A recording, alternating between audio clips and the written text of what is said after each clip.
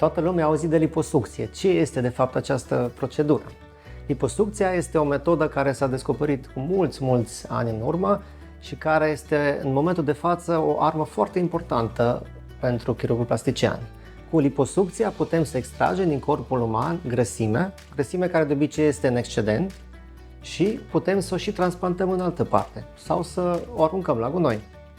Important este că la sfârșit pacienta va avea o figură mai frumoasă, cu mai puțin țesut subcutanat și, de ce nu, va avea în altă parte unde are nevoie de această grăsime, va avea un contur mai bun, o formă mai armonioasă.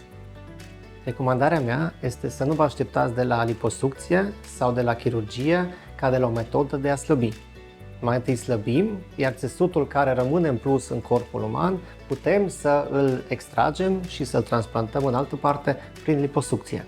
Pentru toate celelalte există sport și dietă.